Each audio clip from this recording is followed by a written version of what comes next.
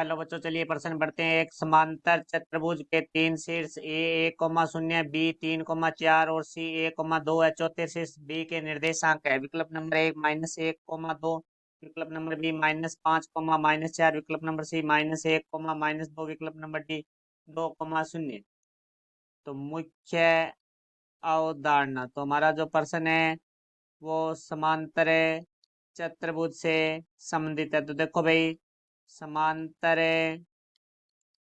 चतुर्भुज के विकिरण एक दूसरे को समद्विभाजित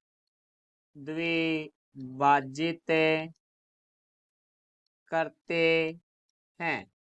तो देखो भाई, हमारे पास प्रश्न के अंदर एक समांतर चतुर्भुज के तीन शीर्ष दिए गए हैं। तो सबसे पहले हम एक समांतर चतुर्भुज बनाते हैं। ये हमारे एक समांतर चतुर्भुज है जिसके तीन शीर्ष होंगे। पहला शीर्ष हमारा ए है, वो हमारा 1,0, दूसरे बी है वो हमारा 3,4 और तीसरा शीर्ष सी है वो हमारा 1,2। चौथा शीर्ष हमारा डी है जिसको हम ले लेते हैं x, y, और ये समद्विभाजित करते हैं। तो इसका अर्थ हुआ कि ये हमारा बिंदु ओ है वो मध्य बिंदु होगा जिसके निर्देशांक हमारे हैं a, b।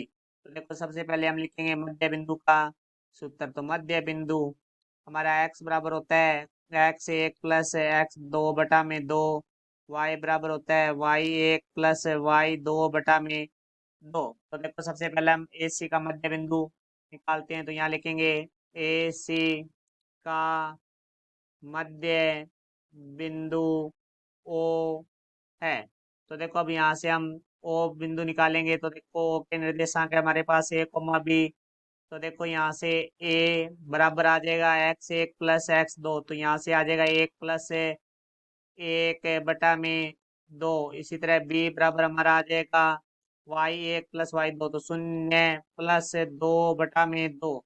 तो यहाँ से a बराबर आ जाएगा 2/2, b बराबर आ जाएगा हमारा 0 प्लस 2, 2/2। तो a बराबर हमारा आ जाएगा 1 और b बराबर भी हमारा आ जाएगा 1। अब देखो भी, हम आगे बात करते हैं। तो हमारा जो बी डी का मध्य बिंदु है वो भी डी ओ होगा। तो यहाँ लिखेंगे बी डी का मध्य बिंदु ओ है। तो ओ के निर्देशांक हम निकाल चुके हैं, जो a, b था, जो कि 1,1 है। तो यहाँ से देखो भी, हमारा जो x का मान रहेगा वो 1 रहेगा। बराबर है बी डी है। तो बी डी का x1 और y1 x प्लस 3/2, y होता है। तो y मध्य बिंदु है, वो का निर्देशांक है जो कि b से लिखा गया है। b बराबर हमारा 1 है।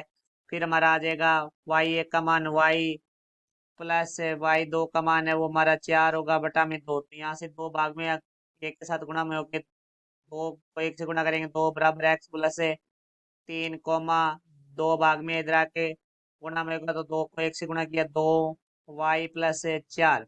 तो यहाँ से देखो भाई, प्लस का 3 है, बराबर से दूसरी तरफ आके माइनस का हो जाएगा। 2 - 3 बराबर हमारा आ जाएगा x।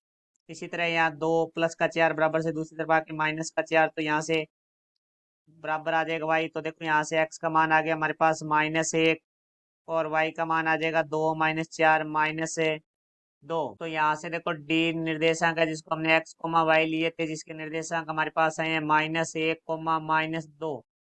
तो ये जो हमारे चौथे शीर्ष डी के निर्देशांक है वो होंगे -1, -2, जो कि हमारा विकल्प नंबर सी है। तो हमारा उत्तर हुआ विकल्प नंबर सी। आशा करता हूँ समझाया होगा। धन्यवाद।